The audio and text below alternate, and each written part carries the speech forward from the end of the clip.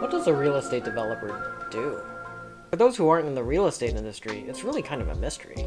It's a really complex topic, but we figured it's a pretty good place to start our Real Estate for Noobs series, where we break down the complexities of New York City real estate development into easy to understand terms.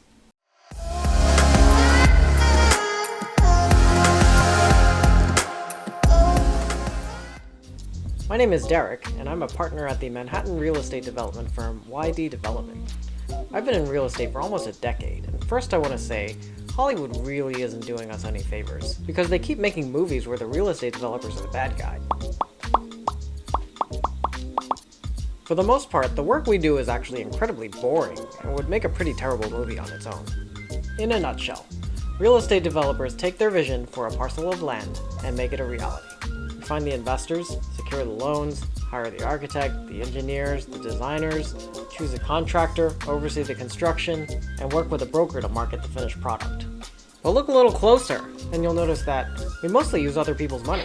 The architect and the engineers do the design, the contractor does the construction, and the broker does all the marketing. So what do developers actually do? Two analogies come to mind. We're probably a bit like a movie producer and a director, or you could also think of us as a composer and an orchestra conductor. Given that I play violin in an amateur orchestra, I'll run with that analogy. Like a composer, our job starts with an idea and a pitch. Take the Austrian composer Joseph Haydn, for example.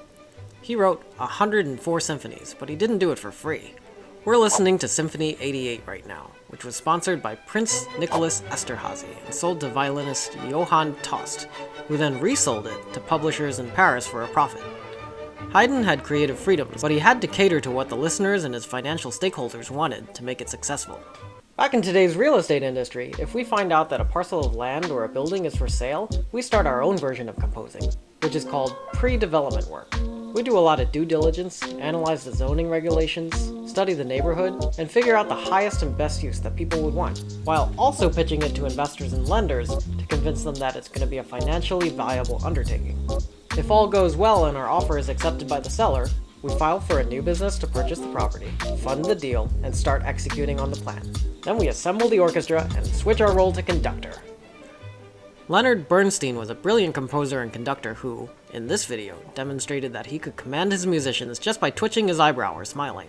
But it's important to realize that this is far from easy for everyone involved. There's a reason that there are almost no professional conductorless orchestras. It takes a fair amount of concentration to focus on playing just one line of music.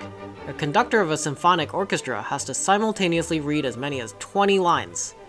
The orchestra is their instrument, and they guide approximately 100 musicians to play every single note precisely at the right times according to their unique interpretation of the music.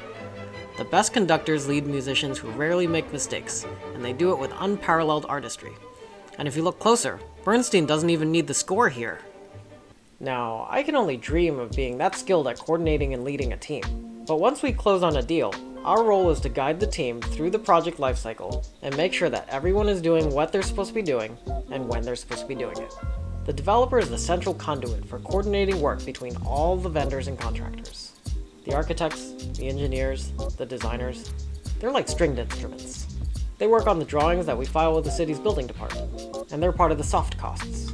Then we've got the general contractor, who does all the heavy lifting and physical work. They're the hard costs, and they're kind of like the brass section. They also bring on the plumbers and electricians, who are kind of like the winds. And we also have to buy materials from dozens of suppliers, who often have to custom build fixtures and equipment for the site and deliver it at a specific time. When problems arise, and they always do, the developer is the key decision maker in solving them. But an experienced team that's worked well together in the past will make execution look easy, like Maestro Bernstein. And at the end of the project, if every vendor and contractor has executed well and the economy hasn't collapsed, then a shiny new building is built. Everyone makes a little bit of money, and we've made a cool place for people to visit. Of course, the details of what we do is far more complicated than what I can explain in a few minutes. So hit subscribe so you don't miss any future episodes. We'll be covering all sorts of topics related to our jobs, like finance, deal structuring, prop tech, the markets, and more. See you next time.